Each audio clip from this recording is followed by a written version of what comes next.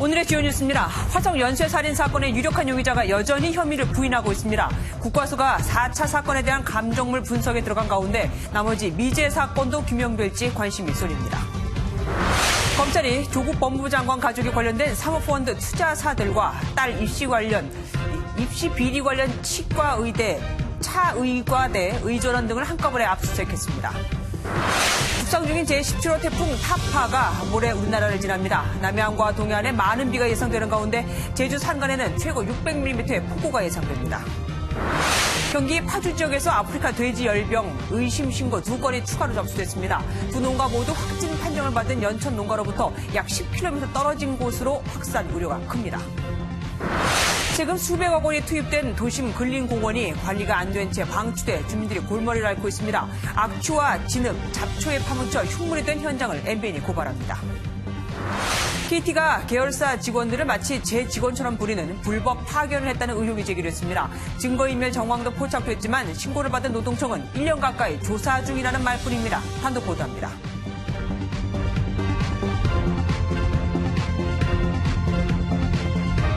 화성 연쇄 살인 사건의 유력한 용의자가 계속 혐의를 부인하자 국과수가 총 10차례에 걸친 사건 중 4번째 사건의 DNA 분석에 들어갔습니다. 이게 핵심이 될 거라고 하네요. 윤기란 기자가 보도합니다. 경찰은 어제에 이어 오늘도 부산 교도소에 수감 중인 용의자를 찾아 조사를 벌였습니다. 처음 조사 때부터 혐의를 부인했던 용의자는 여전히 자신은 화성 연쇄살인 사건과 무관하다고 진술했습니다. 경찰은 용의자와 일치한 3건의 DNA를 확인했지만 용의자의 자백 없이 진범으로 확정하기에는 무리가 따릅니다. 5차와 7차, 9차 사건에 이어 국과수는 어제부터 4차 사건에 대한 감정물을 분석하고 있습니다. 이번 4차 같은 경우는 감정물이 많이 들어왔어요. 그래서 분석 시간이 꽤 오래 걸릴 것 같은 느낌이 듭니다. 2, 3주 이내에는 완료될 수 있지 않을까 싶습니다. 용의자를 수사본부가 있는 경기 남부지방경찰청 인근의 교도소로 옮기는 방안을 검토 중인 경찰은 실체 파악을 위한 종합적인 수사를 이어갈 방침입니다. 경찰이 보관 중인 증거물을 계속해서 국과수에 보내겠다고 밝힌 가운데 나머지 사건들에 대한 규명도 이뤄낼 수 있을지 주목됩니다. MBN 뉴스 윤기란입니다. 왜 4차 사건의 감정물 분석이 중요할까요? 1차에서 4차까지의 범행 수법이 매우 비슷하기 때문에 이 4차 사건 증거에서도 그의 DNA가 나오면 나머지 사건의 범인이 거의 확실해집니다. 강대혁 기자가 알아봤습니다. 전문가들은 1차부터 4차 사건을 동일범의 소행으로 보고 있습니다. 1차 사건은 시연으로 볼 수 있다고 칠지라도 2차, 3차, 4차 모든 사건에서 피해자의 속옷을 피해자의 얼굴에 걸어놓는 범죄의 특징이 있었기 때문에 지금까지 3개 사건에서 용의자의 DNA가 검출된 가운데 모방범 소행인 8차 사건과 아무런 DNA도 나오지 않은 6차, 10차를 제외하면 1에서 4차 사건만 남아 있습니다. 4차 사건 감정물에서 용의자의 DNA가 나온다면 자연히 1차부터 3차 사건의 규명에도 한 걸음 다가설 수 있습니다. 일각에서 제기된 혈액형 불일치 논란은 과거의 실험 결과가 부정확했을 가능성이 제기됩니다. 그 실험은 주관적인 판단이 개입될 여지가 있습니다. 그럼 지금은 유전자를 가지고 AB 혈액형을 할 수 있는 방법이 있기 때문에 훨씬 더 정확성을 가지고 있다고. 4차 사건 감정물 분석 결과가 다른 사건 해결에 열쇠가 될 수 있을지 관심이 쏠리고 있습니다. MBN 뉴스 강대엽입니다. 화성 연쇄 살인 사건 용의자는 10건의 사건이 발생한 기간 내내 사건 현장에서 그리 멀지 않은 곳에서 살았습니다. 주민들은 이 용의자를 인사 잘하는 예의 바른 젊은이로 기억하고 있었습니다. 이재호 기자가 취재했습니다. 용의자가 태어나고 자란 화성의 한 마을입니다. 용의자는 이 일대에서 학교에 다니며 성장했고 결혼 후 이사를 할 때까지 살아왔습니다. 시장 가더라도 시간 그냥 모르지 여기서 앉아왔습니다. 손이 시장에 제주 마을에. 마을 주민들은 용의자를 농부 아버지를 둔 얌전하고 착했던 학생으로 기억하고 있습니다. 제 아버지하고는 가끔 만나고 그랬었는데 애들은 착한 것 같더라고. 농사 짓고 그래서 착했어 사람이. 거기에 그렇게 얘기도 듣고 그런 얘기죠. 용의자는 30살이 되던 1993년 4월 충북 청주로 이사가기 전까지 마을 주민들과 마찰 없이 지내왔습니다. 뭘 마음도 좋고 뭐든지 어른들한테 그냥 같이 할머니가 참 좋아해. 마음이 착해. 저 아버지 착해도. 철저히 자신을 포장한 채 집에서 불과 몇 킬로미터 떨어지지 않은 곳에서 참혹한 범행을 이어간 겁니다. 용의자 가족은 현재 큰 충격을 받고 외부와의 접촉을 피하는 것으로 전해졌습니다. MBN 뉴스 이정우입니다. 화성 연쇄살인 사건이 33년 만에 수면 위로 떠오르면서 3대 미제 사건으로 꼽히는 개구리 소년 사건과 이영호 군 유괴 살인 사건에도 다시 관심이 쏠립니다. 경찰은 나머지 두 사건도 원점에서부터 재수사하기로 했습니다. 박상호 기자입니다. 지난 1991년 3월 26일 도롱뇽 알을 주우러 간 초등학생 5명은 11년이 지나 산속에서 백골 상태로 발견됐습니다. 타살로 밝혀졌지만 범인은 끝내 잡히지 않았고 지난 2006년 공소시효가 끝났습니다. 고통이 넘어가 이제 죽을라다 바라보는 놈이 뭐를 바라겠는 게 이제 더 생각 볼 생각밖에 안 하고.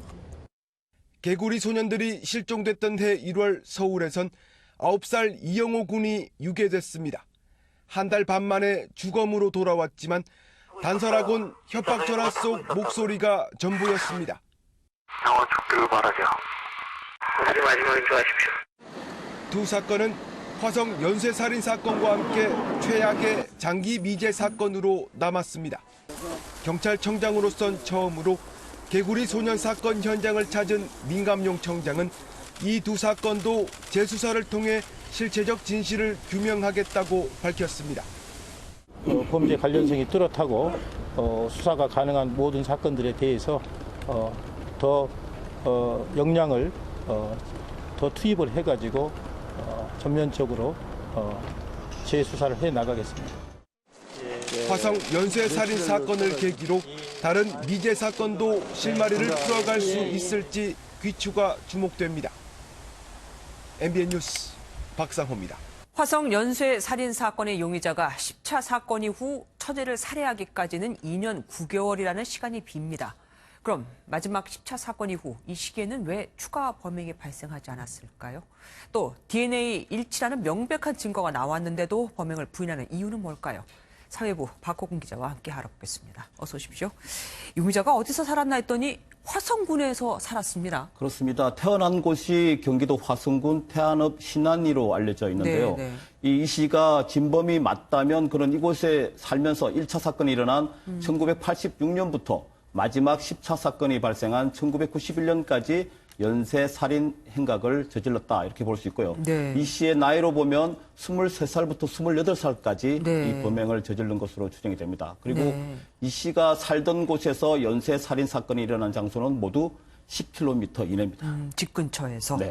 그런데 마지막 10차 사건 이후 처제를 살해한 그 사이에 한 3년 가까이 시간이 비거든요. 이때는 뭐 별다른 사건이 없었습니다. 없었던 건지 아니면 우리가 알지 못하는 숨겨진 사건이 있었던 건지는 뭐 모르겠지만요. 네, 개인적인 그 사정이 있었던 것으로 보이고요. 그 마지막 10차 사건이 있었던 1991년 4월 그리고 몇 개월 뒤에 이 씨가 그 결혼을 하게 됩니다.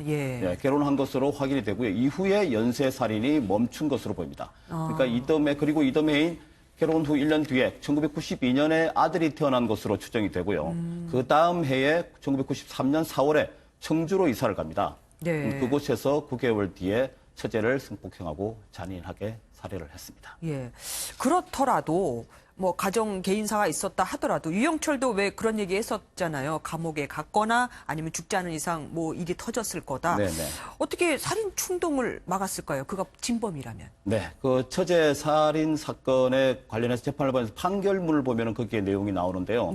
이 씨 아내가 가출한 이유가 이 씨의 그 무자비한 폭행을 견디지 못했기 때문이다. 이렇게 적혀 있습니다. 그리고 이 씨는 또 어린 아들까지 방에 가두고 마구 때렸다. 그리고 학대한 정황이 있다. 이렇게 적혀 있고요. 그래서 가족에 대한 폭행으로 그 살인 충동을 어느 정도 해소한 것이 아니냐. 이런 분석도 나옵니다. 가족에게 풀었던 것이다. 그런데 그 화성에서 저지른 살인에서는 스타킹, 뭐 양말 이런 걸 이용했습니다. 근데 처제 때는 분기를 이용했어요. 그렇습니다. 네. 다른 패턴을 보였단 말입니다. 네, 잔혹 범죄자의 경우는 시간이 지나면서 더 그 수법이 잔인해지는 경우가 있다고 합니다. 그리고 특히 그 아는 사이, 면식이 됐을 경우에는 더 잔인하게 범행을 할 수도 있다고 하는데요. 이때는 왜 그러냐면은 그 가출한 아내에 대한 불만이 있었고 여기 이 불만이 강하게 표출된 것이 아니냐. 이렇게 분석이 됩니다. 예. 다른 보도를 보니까 그 스타킹이 아내의 것이었다라는 말도 나오더라고요. 네. 그런데 명백한 증거라고 할 수 있는 DNA 증거가 나왔습니다. 그런데도 이렇게 계속해서 혐의를 부인하는 이유는 뭘까요? 어차피 네. 이제 처벌도 더 못한다면서요. 네, 용의자 이 씨는 그제 그리고 어제 그리고 오늘까지 3차례 이어진 경찰 조사에서 모두 혐의를 부인을 했다고 합니다. 네. 그동안 1급 모범수로 살아오면서 가석방의 꿈을 조금이라도 꿨을 것으로 보이는데요. 그런데 이번에 화성 연쇄 살인 사건의 진범으로 밝혀지면은 그 작은 가석방의 꿈마저도 날아가지 않겠느냐. 이걸 두려워해서 아마 지금 부인을 하고 있는 것으로 보입니다. 네. 그 형법에 따르면 무기수라고 하더라도 뉘우치는 빛이 뚜렷한 때에는 20년 이상 복역하면은 행정처분으로 가석방을 할 수 있다 이렇게 되어 있습니다. 예, 그렇더라도 사람 이상 심적인 동요가 있을 것 같은데 아무렇지도 않게 잘 먹고 잘 자고 생활을 하고 있다면서요. 네, 그렇습니다. 이 씨는 지금 같이 생활하다가 독방으로 옮겨졌는데요. 이곳에서 잠도 잘 자고 식사도 꼬박꼬박 하는 등 평소와 다름이 없는 그런 행동을 하고 있다고 합니다. 네. 그리고 이 독방에는 텔레비전도 있다고 하는데요. 뉴스를 보면서 경찰 수사에 대비할 수 있는 그런 환경이기도 한다고 합니다. 그래도 TV를 보면 또 자기 기사가 그렇게 많이 나오고 그러면은 심적으로 흔들리지 않을까요? 네, 그럴 수도 있습니다. 근데 그 흔들릴 수도 있는데요. 그 잔혹 범죄자의 경우는 오히려 티를 내지 않게 하려고 주변 사람들에게 친절하게 한다든가 그렇게 행동을 잘 한다고 합니다. 아무렇지도 않게. 네네. 그리고 철저히 가면을 쓰고 살아가는 사람이 많다고 하는데요. 네. 경찰 조사에서도 뭐 무덤덤하게 혐의를 부인하는 것은 공소시효가 이 사건이 이미 끝났기 때문에 거기에 대한 죄책감이라든가 죄의식도 함께 사라진 것이 아니냐. 예, 이런 분석도 나오고 있습니다. 네. 그리고 또 스스로 자신이 한 것이 아니다. 그 부인을 하면서 일종의 자기 최면을 걸 수도 있다. 이런 관측도 나오고 있습니다. 사실이라면 정말 무섭습니다. 오늘 말씀 감사합니다. 두국 장관을 둘러싼 의혹을 수사 중인 검찰이 세 번째 대규모 압수수색을 진행했습니다. 검찰청에 나가 있는 취재기자 연결해 보겠습니다. 이혁근 기자, 이번 압수수색 대상을 보면 사모펀드 의혹과 관련된 장소가 여러 곳 나옵니다. 네, 이른바 조국 펀드 운용사 코링크 PE가 투자한 자동차 부품업체 익성이 주 타깃이었습니다. 검찰은 익성 본사와 익성의 자회사인 IFM 사무실에서 펀드 의혹에 대한 자료를 압수했습니다. IFM의 대표였다가 최근 자리에서 물러난 김모 씨의 자택도 압수수색 대상에 포함됐습니다. 코링크는 운용하는 펀드에 블루펀드, 레드펀드 이런 식으로 색상 이름을 붙였습니다. 블루펀드가 조국 가족 펀드이고요. 오늘 압수수색 대상이었던 익성은 레드펀드가 투자한 회사입니다. 검찰은 코링크의 형식적 대표 이모 씨, 실질적 대표이자 조 장관의 오촌 조카인 조모 씨를 연이어 불러 조사하고 있습니다. 조 장관 딸의 입시 비리 의혹은 어떻게 됐습니까? 네, 조국 장관의 딸이 거쳐간 대학교나 지원했던 대학교가 모두 압수수색 대상이 되고 있습니다. 어머니인 정경심 동양대 교수 공소장엔 피고인이 딸의 국내외 유명 대학원 진학에 도움을 주기 위해서 동양대학교 총장 명의의 표창장을 위조했다는 대목이 나옵니다. 조 장관의 딸이 여러 의전원에 지원했었는데 서울대와 부산대에 이어 오늘은 차의과대학교가 압수수색 대상에 포함됐습니다. 검찰은 동양대 표창장뿐 아니라 전체적으로 어떤 서류들을 조 장관 딸이 입시 때 제출했는지 확인하고 있습니다. 지금까지 서울중앙지방검찰청에서 MBN 뉴스 이혁근입니다. 이번에 검찰이 압수수색한 곳은 조국 법무부 장관의 오촌 조카가 실질적인 대표인데다가 부인인 정경심 교수가 자금을 댄 것으로 의심받는 사모펀드 운용사 코링크 PE가 투자한 업체들입니다. 우선 코링크 PE가 투자한 자동차 부품업체 익성과 그 자회사인 IFM을 보죠. 이 IFM은 문재인 정부의 100대 국정과제 중 하나인 2차 전지 사업을 주력으로 하는 곳입니다. 그런데 코링크 PE가 130억 원을 들여 인수한 영어 교육업체 WFM이 2차 전지 관련 사업을 추가하면서 이 IFM과 거래를 시작합니다. 그러면서 코스닥 상장업체인 WFM의 IFM을 합병해 우회 상장을 하다 실패했다는 의혹이 제기됐고 그 이후엔 조 장관 가족 펀드인 블루펀드가 투자한 가로등 전멸기 업체 웰스 C&T와 WFM이 다시 우회 상장을 추진한 것으로 추정됩니다. 이런 가운데 조 장관 오촌 조카의 부인 이모 씨가 11억 원을 들여서 2차례에 걸쳐 WFM의 주식을 산 사실이 추가로 드러났습니다. 검찰은 이 주식들을 정 교수가 차명 보유했을 가능성을 의심하고 있습니다. 그럼 총액이 수십억 원을 넘게 됩니다. 조경진 기자입니다. 조국 법무부 장관의 오촌 조카의 부인 이모 씨는 지난해 1월 WFM 우모 전 대표에게 이 회사 주식 10만 주, 5억 원어치를 장외 매입합니다. 주당 5천 원, 당시 주가보다 2,250원 싸게 사들인 겁니다. 20여일 뒤 WFM은 중국 기업과의 공급 계약 소식을 전하며 호재성 공시를 띄웁니다. 이 씨는 석 달 뒤인 4월에도 운용사인 코링크P가 갖고 있는 WFM 주식을 12만 주, 6억 원어치를 더 사들입니다. 신용불량자인 조 장관 오촌 조카가 미공개 정보를 이용해 부인의 계좌로 주식을 대량 매수했을 가능성이 제기되는 대목입니다. 하지만 이후 중국과의 공급 계약이 해지되면서 WFM 주가는 곤두박질 칩니다. 주식 대량 매수에 이은 호재성 공시 띄우기라는 전형적인 작전 수법이 동원된 겁니다. 검찰은 이 과정에서 조 씨 측의 매입 자금 11억 원이 조 장관의 부인 정경심 교수로부터 흘러나왔을 가능성을 들여다보고 있습니다. 검찰은 WFM 전 대표를 소환 조사하고 관련자들의 계좌 내역을 들여다보는 등 정경심 교수 소환을 앞둔 막바지 보강 수사에 속도를 내고 있습니다. MBN 뉴스 조경진입니다. 조국 장관의 파면을 요구하며 연일 광화문에서 촛불 집회를 이어왔던 자유한국당이 오늘은 부산에서 대규모 집회를 열었습니다. 조 장관의 고향인 부산에서 바른미래당과 반조국 연대에 나선 건데 바른미래당에 동참하지 않으면서 조금은 흔들렸습니다. 최형규 기자입니다. 자유한국당이 조국 장관의 고향인 부산에서 조국 파면 부산시민연대 촛불 집회를 열었습니다. 황교안 대표를 비롯한 당 지도부와 지지자들이 부산 서면거리에 모인 가운데 한국당은 이현승 의원의 삭발을 시작으로 조 장관 임명을 강하게 규탄했습니다. 이 땅의 수많은 학부모들과 젊은이들이 분노하고 있습니다. 초로남불 위선덩어리 뻔뻔함의 대명사 조국 일가에 대해 상대적 박탈감에 분노하고 있습니다. 황 대표는 조 장관은 부와 권력을 부정과 편법을 통해 상속하고 기득권만을 지키는 사회의 독버섯과 같은 존재라고 강하게 비판했습니다. 다만 최근 한국당 소속 의원들의 삭발 릴레이가 희화화되고 있다는 지적을 의식한 듯 황 대표는 삭발 자제를 요청한 것으로 알려졌습니다. 더불어민주당은 한국당 릴레이 삭발을 두고 삭발을 해서 공천을 받고 보수 야합을 통해 살아남고자 하는 협잡 정치로 몰아세우기도 했습니다. 한편 한국당이 계획했던 바른미래당과의 공동집회는 무산됐습니다. 부산시당위원장인 하태경 의원이 직무정지 6개월 징계를 받아 집회에 참석하지 못했기 때문입니다. 다만 하 의원은 내부 수습을 한 뒤 다음 주 다시 집회를 열겠다며 연대는 계속할 것이라고 밝혀 야권연대의 불씨는 살아있다는 분석도 나옵니다. MBN 뉴스 최영규입니다. 여권에서는 조국 장관의 퇴진을 외치는 대학가 촛불 집회의 진정성에 의구심을 나타내는 목소리가 나왔습니다. 서른 민주당 의원이 촛불 집회에 5, 60대가 더 많다고 주장한 건데 야당은 여론을 호도하지 말라고 반박했습니다. 서남빛 기자입니다. 서울대와 연세대, 고려대에서 어제 저녁에 열린 조국 퇴진 촛불 집회 현장입니다. 법무부 장관 자격 없는 조국은 사퇴하라, 사퇴하라, 사퇴하라. 대학생들이 335 모여 구호를 외치는 가운데 일부에선 무리를 지어 앉아있는 5, 60대도 여럿 보입니다.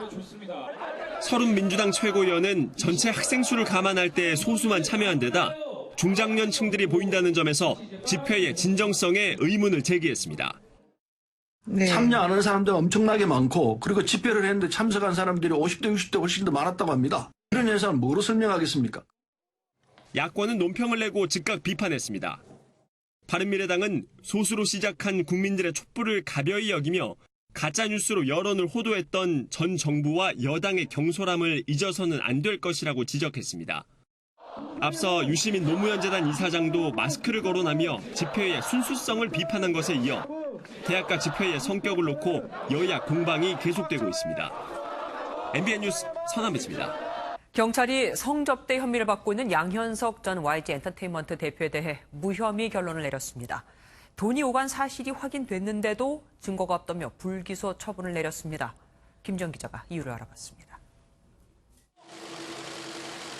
성접대 의혹이 제기된 양현석 전 YG 엔터테인먼트 대표. 지난 2014년 7월과 9월 외국인 투자가를 대상으로 성접대를 하고 같은 해 10월엔 이 외국인 투자가가 해외여행을 할 때 유흥업소 여성들을 동원해 성매매를 알선했다는 혐의를 받고 있습니다. 하지만 지난 2개월간의 경찰 수사는 결국 혐의 없음으로 결론났습니다. 경찰은 성매매 알선으로 인정할 수 있는 진술이나 이를 입증할 객관적 증거가 없다고 밝혔습니다. 일단 7월과 9월 국내 접대에선 성관계 관련 진술이 없었다고 판단했습니다. 10월 해외 접대 땐 일부 성관계 진술이 있었고 돈이 오간 정황도 포착됐지만 성매매 대가로 단정짓기 어렵다는 게 무혐의 결론의 이유입니다. 특히 양 전 대표가 해외에서 이루어진 성관계에 대해 적극 유도하거나 돈을 직접 지급한 사실이 확인되지 않았던 겁니다. 경찰은 동남아 재력가와 당시 유흥업소 여성들을 동원한 인물로 알려진 일명 정마담 등 다른 관련자들도 불기소 의견으로 검찰에 송치할 예정입니다. MBN 뉴스 김지영입니다. 추석 연휴 유흥주점에 불을 지른 60대 남성이 뒤늦게 붙잡혔습니다. 평소 알고 지내던 주점 사장에게 불만을 품고 범행을 저지른 건데 당시 그 가게 안에는 손님 10여 명이 있었습니다. 김보미 기자가 단독 보도합니다. 헬멧을 쓴 한 남성이 건물 앞으로 다가와 검은색 비닐봉지를 던지고 불을 붙이더니 달아납니다. 곧이어 외벽에서 불꽃이 튀더니 불길이 치솟아 오르고 놀란 손님들이 가게에서 나와 물을 부어 불을 끄려고 시도합니다. 추석 연휴였던 지난 15일 새벽 60대 남성이 지하 1층에 있는 유흥주점 입구에 불을 지른 겁니다. 당시 불은 20여 분 만에 꺼졌는데 손님과 직원 15명이 있어 자칫하면 큰 사고로 이어질 뻔했습니다. 이 화재로 50대 여성 1명이 연기흡입과 허리 통증으로 병원에 옮겨졌습니다. 장난이 아니었죠. 불이 막 엄청나게 막 전기까지 같이 막 불 타니까. 이거 죽을 심정이죠. 날벼락 맞은 것 같습니다. 이 남성은 범행 직후 근처 골목길에 세워둔 오토바이를 타고 도주했지만 CCTV에 덜미가 잡혀 이틀 만에 붙잡혔습니다. 경찰 조사에서 이 남성은 평소 알고 지내던 사장에게 불만을 품어 범행을 저질렀다고 진술한 것으로 알려졌습니다. 경찰은 이 남성을 구속하고 정확한 범행 경위를 조사하고 있습니다. MBN 뉴스 김봄입니다. 집 주변에 멋진 공원을 만들었다기에 들뜬 마음으로 입주했는데 물은 썩어 냄새가 진동하고 흙먼지와 잡초만 가득하다면 얼마나 황당할까요? 세금 수백억 원을 써가며 만든 공원들인데 이렇게 방치되고 있습니다. 수질을 개선하려면 또 200억 원 이상이 든다고 합니다. 흉물이 된 공원, 손하늘 기자가 취재했습니다. 기름띠가 둥둥 떠다니는 물가엔 쓰레기가 가득합니다. 두껍게 쌓인 하수 찌꺼기를 파헤쳐보니 돌로 만든 바닥도 엉켜 비틀어진 식물도 드러납니다. 언뜻 하수 처리장처럼 보이는 이곳은 지난 2011년 272억 원을 들여 만든 수변 공원입니다. 냇가에 앉아 쉴 수 있게 설계된 이 계단은 이렇게 완전히 흙으로 덮여 있고 제가 딛고 서 있는 아랫 계단도 보시는 것처럼 늪지대처럼 이렇게 발이 쑥쑥 들어가는 걸 확인할 수 있습니다. 수생식물도 완전히 쓰러져 죽어 있는데 과연 물은 어떨까요? 제가 물을 한번 이렇게 떠보니까 이렇게 검은색 오염된 물이 떠지는 걸 확인할 수 있습니다. 냄새를 맡아봐도 굉장히 역합니다. 갈대가 쓰러진 갈대밭은 위험을 알리는 통제선에 막혔습니다. 얼마 전부터 공원 바로 옆에 아파트 8,000세대가 입주를 시작했는데 악취가 진동해 주민들이 불편을 겪을 정도입니다. 냄새나고 쓰레기 많고 산책하는 사람도 없어요. 한번 걸어보고 안 가요. 수질을 개선하려면 공원 건설비만큼의 예산이 추가로 필요한 상황. 관련 논의는 더디기만 합니다. 단지 그렇게 이제 꾸며만 놓는다고 될 것이 아니라 유지 관리에 대한 대책과 계획까지도 175억 원을 들여 최근 만들어진 다른 공원도 사정은 비슷합니다. 공원 벤치는 마구 자란 잡초에 파묻혔고 놀이터로 가는 길은 어디가 통로인지 구별이 안 됩니다. 기간제 근로자분들 배치해서 할 거고요. 적시에 못한 거는 맞죠. 공원 107개를 관리하고 있기 때문에 현실적으로 어려워요. 만들어 놓기만 하면 끝. 세금 수백억이 들어간 근린공원이 관리 없이 방치된 채 흉물로 전락하고 있습니다. MBN 뉴스 손하늘입니다. KT가 고객 서비스 업무를 담당하는 계열사 직원들을 제 직원처럼 쓰는 불법 파견을 했는데도 노동청이 봐주기 조사를 한다는 의혹이 제기됐습니다. 국회는 이 문제를 국정감사에서 다룰 예정입니다. 홍주환 기자가 단독 보도합니다. KT 계열사 KTCS의 직원들은 KT와 맺은 도급 계약에 따라 대형 가전마트에서 휴대전화를 판매했습니다. 이들이 KT를 조사해달라며 대전지방노동청에 진정서를 낸 건 지난해 11월. 원청회사인 KT가 자기 직원도 아닌 KTCS 직원들을 직접 지휘 감독하는 불법 파견을 저질렀다는 내용이었습니다. KT 본사분이 와가지고 탐매장에서 판매가 잘 안 되는 기기들을 이제 넣어주면서 이거를 이제 판매를 해라. 압력 아닌 압력. 금태관리 같은 경우들도. 실제로 KT 측은 KTCS 직원들과 함께 있는 단체 대화방에서 각종 보고를 받으며 실적 압박을 했고 KTCS 직원에 대한 수당 금액도 결정했습니다. 전문가들은 불법 파견의 전형이라고 지적합니다. 노동법을 비롯한 법률상의 노동자에 대한 책임을 지지 않아도 됩니다. 하지만 마치 자기의 노동자처럼 똑같은 노동을 취할 수 있는 것. KT도 이미 불법성을 알고 있었던 듯 증거를 인멸하려 한 정황도 포착됐습니다. KC하고 연락하면 당했지. 네. 그게 부부 이슈가 좀 발생이 됐어. 그러니까 다 폭파시키고 다시 나중에 넣어달라고 하고 완전히 그냥 없애버리고 다시 해야 돼. 네, 알겠습니다. 하지만 대전노동청은 진정을 접수한 지 11개월째인 지금도 조사 중이라는 말뿐입니다. 정리하려고 하는데 저번 주에 또 냈잖아요. 진정 보충서면은 사실과 다른 내용이 있어요. 추가 조사를 해. KTCS 직원들은 조사 기간 동안 KT의 통제가 계속됐다고 밝혔습니다. 상무랑 KT 본사 직원 둘이 왔어요. 이렇게 둘러본 다음에 저한테 모모 씨 실적은 뭐 많이 하셨어요? 힘든 점은 없어요? 국회는 노동청 조사에 의심스러운 점이 있다며 이를 국정감사에서 따질 예정입니다. 저는 25일 이내에 처리하는 게 원칙인데 사실은 이제 많은 증거 자료도 있고 또 명백한 자료도 있는데 누가 보더라도 그 부분은 늦장 조사라든지 봐주기 조사라고 볼 수 있습니다. KT와 KTCS 측은 불법 파견 의혹에 대해 아직 조사가 진행 중이라 답변이 어렵다고 밝혔습니다. MBN 뉴스 홍주환입니다. 볼턴 전 백악관 국가안보보좌관을 경질한 트럼프 대통령이 새로운 방법을 언급하자 북한이 반색하고 나섰습니다. 미국이나 북한이나 성과를 내야 한다는 이해관계가 맞아떨어진 겁니다. 신동규 기자입니다. 경질 이후 이른바 뒤끝을 보였던 존 볼턴 전 백악관 국가안보보좌관. 대북 협상이 실패할 거라는 작심 비판에 트럼프 대통령은 볼턴의 리비아 모델 언급 탓에 상황이 나빠졌다고 받아쳤습니다. 핵을 포기한 뒤 피살된 카다피 전 리비아 대통령을 떠올리게 하면서 북미 협상에 재를 뿌렸다는 취지입니다. I think John really should take a look at how badly they've done in the past and maybe a new method would be very good. 트럼프 대통령이 새로운 방법을 언급하자 북한도 긍정적인 반응을 내놨습니다. 북한은 김명길 외무성 순회대사 이름으로 담화문을 내고 트럼프 대통령의 현명한 정치적 결단을 환영한다면서 곧 있을 북미 실무협상 결과를 낙관하고 싶다고 밝혔습니다. 북측이 북미 실무협상의 대표가 김명길 대사라는 점을 공식적으로 밝힌 건 이번이 처음입니다. 볼턴 전 보좌관 경질을 긍정적으로 평가하고 자신들이 요구하는 체제 안전 보장과 제재 해제 문제에 기대감을 드러낸 걸로 풀이됩니다. 문정인 대통령 통일외교안보 특보는 2, 3주 내에 북미 실무협상이 열릴 걸로 예측하면서 대선을 앞둔 트럼프 대통령이 외교 성과를 욕심낼 걸로 내다봤습니다. 북미 협상에 있어서 핵심은요, 어떤 기술적인 문제, 이게 중요한 게 아닙니다. 지도자의 정치적 의지가 제일 중요한데.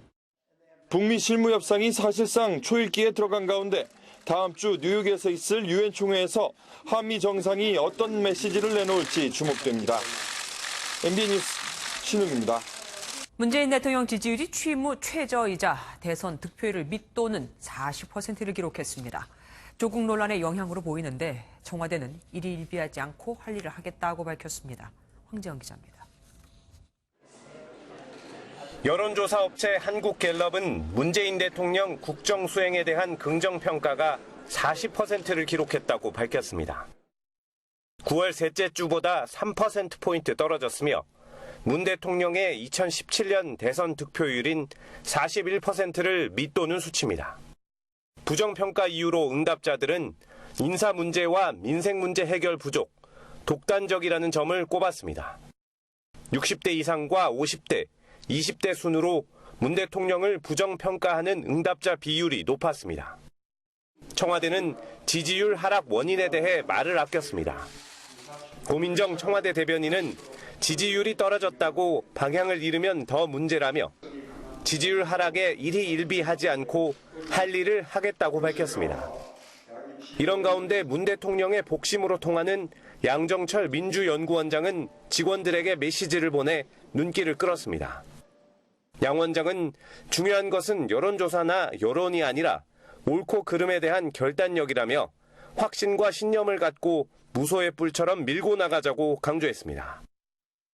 고심 끝에 조국 장관을 임명한 만큼 지지율 하락에 흔들리지 않고 검찰 개혁 등의 목표를 꾸준히 추진하겠다는 청와대와 여당의 의지로 풀이됩니다. MBN 뉴스 황지연입니다. 공전과 정쟁을 거듭하던 20대 국회 마지막 정기국회 일정이 확정됐습니다. 예정대로 다음 달 2일부터 국정감사가 열리게 됐는데 민생을 강조하는 여당에 야당은 조국 국감을 예고했습니다. 조창훈 기자입니다. 여야 교섭단체 원내대표는 어젯밤 2시간 반에 걸친 만찬회동 끝에 정기국회 일정에 최종 합의했습니다. 오는 23일 열릴 예정이던 대정부 질문은 문재인 대통령의 방미 일정을 피해 26일부터 나흘간 진행되고 당초 합의대로 다음 달 2일부터 2주 동안 국정감사가 열리고 나면 대통령 시정연설을 시작으로 예상국회에 막이 오르게 됩니다. 여야는 조국 법무부 장관의 참석을 놓고 진통을 겪었던 교섭단체 대표 연설도 다음 달 28일부터 실시하기로 합의했습니다. 하지만 국감에 임하는 여야의 속내는 전혀 다릅니다. 자유한국당은 조국 법무부 장관을 둘러싼 의혹이 갈수록 커지고 있다며 상임위별 전방위 조국 국감을 예고했습니다. 이번 정기국회는 조국을 둘러싼 권력형 비리 진상 규명의 국정감사가 될 수밖에 없다는 말씀을 드립니다. 민생으로 맞불을 놓은 민주당은 조 장관을 둘러싼 정쟁은 안 된다며 관련 증인 채택을 놓고도 반대를 분명히 했습니다. 제2의 조국 청문회 이런 거는 우리는 아니다 이렇게 생각하죠. 청문회는 다 지나간 거고 검찰이 수사도 하고 있고 국회는 일하자. 다만 한국당과 바른미래당이 국정조사에 이어 조 장관의 직무정지 가처분 신청까지 꺼내들면서 야권의 조국 공세는 더욱 거세질 전망입니다. MBN 뉴스 조창훈입니다.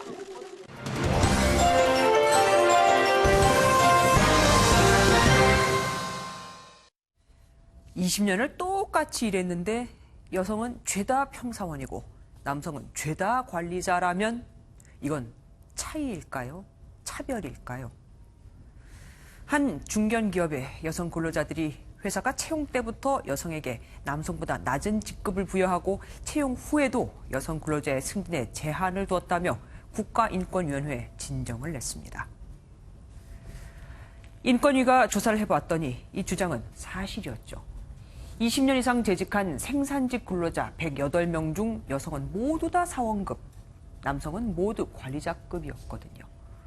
남성은 100% 승진했지만 여성은 단 한 명도 관리자로 승진을 못한 겁니다. 여성들이 하는 단순 반복 작업은 승진에 불리해서라는 게 회사 측의 입장이지만 현장을 확인해 봤더니 여성 근로자와 남성 근로자의 업무에 차이가 없었다죠. 또 승진에 필요한 경험이나 교육 훈련도 남성 근로자에게만 부여했습니다. 어떤 분야든 성실히 오래 일하면 승진할 기회도 같아야죠. 똑같은 일을 했는데 누구는 단순 업무라는 이유로 떨어뜨리면서 누구는 또 가정을 책임져야 한다면서 승급시키면 이걸 합리적이다, 공정하다고 할 수 있을까요? 출발선도 평등하지 않았습니다. 채용을 할 때 여성은 가장 낮은 등급을 줬고 남성은 그보다 한 단계 높은 등급부터 시작을 했거든요. 이렇게 시작된 차별은 임금 격차의 출발선이 됐고 해가 갈수록 격차는 점점 더 벌어지게 됐죠. 아이슬란드는 남녀 임금 지급 내역을 제출하게 해 기업에 책임을 부과하고 있습니다. 영국은 남녀의 직급별 임금을 공개합니다. 승진에 차별은 없는지, 부당한 임금 격차는 없는지 공개하고 바로 확인이 가능하도록요. 다른 나라들은 남녀 다 투입해 경쟁을 하는데 우리는 인구의 절반인 여성을 제외하고 경쟁을 하면 누가 앞서갈까요? 또한 경쟁을 떠나 차별을 해소하는 공정과 정의는 정부와 기업은 물론 개인과 개인 관계에서도 반드시 필요한 기준이자 덕목입니다. 기본이라는 거죠. 뉴스 초점이었습니다. 일본 오키나와 인근에서 발생한 제17호 태풍 타파가 우리나라를 향해 올라오고 있습니다. 강한 비구름을 품은 이번 태풍은 남해안과 동해안에 많은 비를 뿌릴 것으로 예상됐는데 제주 산간에는 최고 600mm의 폭우가 예상됩니다. 이현재 기자입니다. 천리안 위성으로 찍은 제17호 태풍 타파입니다. 거대한 구름 덩어리가 한반도를 향해 올라오는 모습이 뚜렷하게 보입니다. 어제 일본 오키나와 인근 바다에서 발생한 태풍 타파는 시속 2km로 매우 느리게 이동하고 있습니다. 이번 태풍은 모레 오후 3시쯤 제주도 인근 해상에 도착한 뒤 오후 9시쯤 부산 앞바다를 지나 23일 오전엔 동해안으로 빠져나갈 전망입니다. 크기와 강도는 중간 수준이지만 28도 이상의 더운 바다를 천천히 지나면서 강도가 더 강해질 것으로 예측됩니다. 이번 태풍은 두 차례에 걸쳐 비구름을 끌고 와 많은 비 피해가 우려됩니다. 태풍의 전면에서 만들어진 강한 비구름대가 1차적으로 21일경에 영향을 주겠고 이후 태풍에 동반된 직접적인 비구름대가 영향을 주는 22일과 23일에 2차적인 직접적인 영향권에 들어가는 제주 산간 지역엔 총 600mm의 폭우가 쏟아지는 곳이 있겠고 포항과 울산 등 경상 해안 지역에도 최대 400mm가 예상됩니다. 게다가 해수면이 올라가는 만조 시기가 겹쳐 남해안 지역에선 높은 파도로 인한 피해도 우려됩니다. MBN 뉴스 이현재입니다. 아프리카 돼지열병이 처음 발병한 경기도 파주의 또 다른 농장 두 곳에서 의심 신고 2건이 추가로 접수됐습니다. 두 곳 모두 연천 발생 농가로부터 약 10km가량 떨어진 곳이라서 확산 우려가 큽니다. 박인태 기자입니다. 아프리카 돼지열병이 발병한 지 4일 만에 의심 신고 2건이 추가로 접수됐습니다. 파주 파평면과 적성면 농가에서 돼지 3마리가 폐사해 농장주가 신고했는데 두 농가는 이틀 전 확진 판정이 나온 연천 농가와 약 8km 정도 떨어져 있습니다. 살처분 범위인 3km를 벗어난 곳으로 방역당국이 전수 검사를 하고 있는 반경 10km 이내 농가 544곳 가운데 2곳입니다. 방역본부는 신고가 접수된 곳뿐만 아니라 농가가 있는 모든 길목에 초소를 설치해 방역 활동을 이어가고 있습니다. 확진 여부는 오늘 밤 자정을 전후해 나올 것으로 보입니다. 확진 판정이 나면 반경 3km 이내에 있는 4만 8천여 마리는 추가로 살처분됩니다. 두 번째 발병지인 연천 농가에서는 살처분 전인 지난 9일 돼지 14마리가 경기도 남양주시 소재 도축장에 옮겨진 것으로 확인됐습니다. 도축된 돼지들은 다음날 경기도 이천의 가공업체로 옮겨져 햄이나 소시지 등으로 제조됐는데 추석을 앞두고 이들 축산 가공식품은 대부분 판매된 것으로 파악됩니다. 잠복기에 도축된 돼지들의 유통 과정까지 전수 추적 조사해서 육가공 식품 등을 매개로 한 바이러스 확산 위험을 전면 차단해야 합니다. 하지만 잠복기 등을 따져보면 팔려나간 돼지가 감염됐을 가능성은 현재로서는 낮아 보입니다. 설령 감염됐다 하더라도 평소처럼 익혀 먹으면 사람에게는 전혀 문제될 게 없다는 게 전문가들의 의견입니다. MBN 뉴스 박인태입니다. 이르면 다음 달 민간 택지 분양가 상한제가 예고되면서 청약 시장이 요동치고 있습니다. 상한제가 도입되면 주요 재건축 재개발이 올스톱될 것이라는 우려에 소비자도 건설사도 규제를 피해서 서둘러 분양시장으로 쏠리는 건데 여기서 당첨되면 좋게 수억 원은 남는다는 얘기도 나옵니다. 정주영 기자입니다. 서울 강남 노른자 재건축 단지의 견본주택이 문을 열자 예비 청약자들이 쏟아져 들어옵니다. 민간 분양가 상한제가 시행되면 알짜 재건축 사업이 줄줄이 멈출 것으로 예상되면서 마음이 다급해진 겁니다. 주변 시세 보면은 싼 것 같아요. 일단 당첨되면은 주변 시세만큼 올라갈 것 같으니까. 견본주택 오픈 전부터 한 300에서 500건 정도의 문의가 왔는데 대부분의 문의는 청약 자격과 자기의 가점 산정에 관한 질문이었습니다. 전용 면적 84제곱미터 분양가는 16억 원대로 주변 시세와 무려 5억 원 안팎의 차이가 나고 있습니다. 문제는 분양가 상한제 확대로 분양가가 더 내려가면 당첨된 사람만 더 큰 시세 차익을 얻는 로또 아파트 양상 가능성이 크다는 겁니다. 건설사들도 발등에 불이 떨어진 건 마찬가지입니다. 분양가 상한제가 시행이 되게 되면 사업이익이 좀 감소할 수가 있습니다. 따라서 건설사는 분양가 상한제 이전에 밀어내기로 분양을 할 가능성이 높습니다. 소비자들 역시 공급 감소를 우려해 청약 통장을 서둘러 꺼내는 가운데 9월 마지막 주인 다음 주엔 무려 22곳의 견본주택이 문을 엽니다. MBN 뉴스 정주영입니다. 미국 정부가 우리나라를 예비 불법 어업국으로 지정했습니다. 남극에서 우리 원양 어선이 불법 조업을 했는데 우리 정부의 제재가 미흡했다는 겁니다. 2년간 지켜보고 개선되지 않으면 한국 어선은 미국 항구에 들어갈 수 없게 됩니다. 김민수 기자입니다. 지난 2017년 12월 우리 원양 어선 두 척이 남극 수역에서 불법 조업을 하다가 적발됐습니다. 남극 수역에서는 정해진 어획량을 잡으면 어장이 폐쇄되는데 이를 어기고 조업을 계속한 겁니다. 하지만 한 척은 어장 폐쇄 통보를 확인하지 못한 것으로 조사돼 처벌을 피했고 다른 한 척은 영업정지 등의 행정처분이 내려졌습니다. 미국 정부는 이 같은 한국 정부의 제재가 미흡하다며 우리나라를 예비 불법 어업국으로 지정했습니다. 미국은 우리나라 관련법이 형사처벌 위주여서 이익 환수가 제대로 이뤄지지 않고 있다며 과징금 부과 등 관련법 개정을 요구했습니다. 예비 불법 어업국에 지정된다고 해서 당장 불이익은 없지만 2년간 개선 조치가 이뤄지지 않으면 한국 원양 어선이 미국 항구에 들어갈 수 없고 어획물 수출도 일부 금지됩니다. 관련해서 우리나라 정부에서는 원양산업발전법 개정을 통해서 적절한 제재 조치가 이루어질 수 있도록 노력하고 있습니다. 법률안이 국회에서 논의 중에 있으며 미국은 2013년 1월 우리나라를 예비 불법 어업국으로 지정했다가 2년여 만에 해제한 바 있습니다. MBN 뉴스 김민수입니다. 의료 분쟁 조정 중재원은 환자와 의료진 간에 발생한 분쟁을 조정하는 기관입니다. 그런데 조정 과정을 살펴보니 전 현직 의사가 의료진의 잘못을 판단하고 있었습니다. 의료 과실을 입증할 책임도 다 환자에게 있고요. 당연히 공정성에 떨어지겠죠. 이수아 기자입니다. 임성은 씨는 돌아가신 아버지가 입원했던 병원의 의료 과실을 따지러 의료중재원을 찾았습니다. 결론은 의료진 과실 없음, 합의금 100만 원이었습니다. 제가 겪어보니 이 병원 측 해결사 같은 그러니까 이 변호인을 넘어서는 그런 역할을 하고 있습니다. 그래서 아주 단순한 사실관계 확인, 예를 들면 진료 기록을 언제 작성했는지 이런 접속 기록조차도 확인을 못 해주겠다.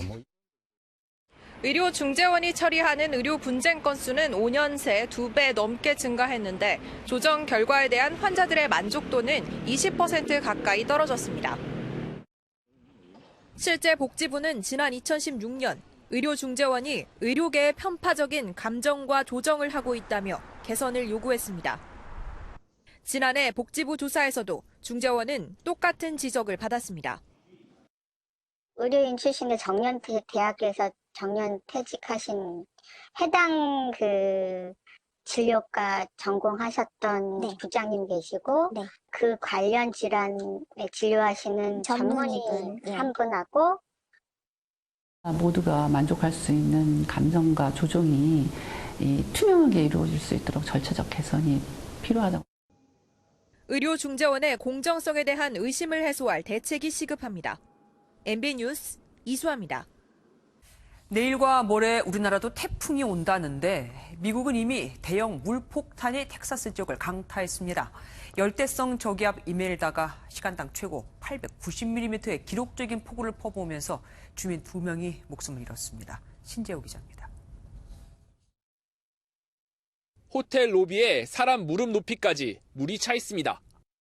고속도로 일부가 폭우로 물에 잠기자 차들이 한쪽으로 몰리면서 도로는 아수라장이 됐습니다. 미처 고지대로 피하지 못한 자동차들은 그대로 물에 잠겨버렸습니다. 미국 텍사스주 남동부에 상륙한 열대성 저기압 이멜다는 시간당 최고 890mm의 물폭탄을 투하했습니다. 폭우에 차량이 물에 잠겨 40대 운전자가 숨지고 19세 남성이 감전사하는 등 지금까지 2명이 사망했고 휴스턴 인근에서만 고립됐던 주민 1000여 명이 구조됐습니다. Oh, the water was over my knees and they got me out. I've been out about 2 hours ago. 휴스턴 조지 부시 국제공항에 항공기 900여 편이 결항했고 주민 10만여 명이 정전 피해를 입었습니다. It's moving very slowly, but I want to encourage everyone over the next 3 to 4 hours simply to stay where you are. Okay? You're safer where you are. 이멜다가 텍사스 북동쪽으로 이동하면서 루이지애나 서부와 아칸소 일부 지역 주민 수백만 명에게도 홍수 경보가 내려졌습니다. MBN 뉴스 신재우입니다. 안녕하십니까, 스포츠 뉴스입니다. 프로야구 정규 시즌 우승이 눈앞에 있는 것처럼 보였던 SK의 분위기가 심상치 않습니다. 특유의 불방망이가 위력을 잃어가며 시즌 막판 경쟁팀들에게 추격을 허용하고 있습니다. 강영호 기자입니다.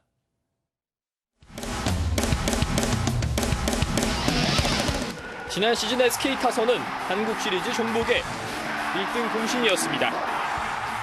특유의 홈런 공장은 위기 때마다 불을 뿜었고 우승을 확정지은 것도 한동민의 결승 홈런이었습니다. 하지만 두산과의 더블헤더가 펼쳐진 어제 SK 타선은 좀처럼 힘을 쓰지 못했습니다. 추격의 순간마다 방망이는 침묵했고 가끔 터진 홈런을 제외하면 큰 위협이 되지 못했습니다. 더블헤더를 모두 내주며 어느덧 4연패 늪에 빠진 SK는 2위 두산과 3위 키움에 2.5게임 차 추격을 허용했습니다. 시즌 전체를 돌아봐도 SK 타선의 위력은 홈런 공장이란 명성이 무색합니다. 팀 타율은 10개 구단 중 7위를 기록 중이고 홈런도 지난 시즌의 절반에 그칠 것으로 예상됩니다. 타선의 부진을 메워주던 김광현, 산체스 등 철병 마운드도 시즌 막바지로 접어들며 힘이 빠지고 있습니다. 두산보다 잔여 경기도 2경기 적은 만큼 더는 1위 자리를 안심할 수 없는 상황. 8년 만에 한국 시리즈 우승을 이끌었던 SK 타선이 위기의 순간 또 한 번 빛을 발할 수 있을지 주목됩니다. MBN 뉴스 강영호입니다.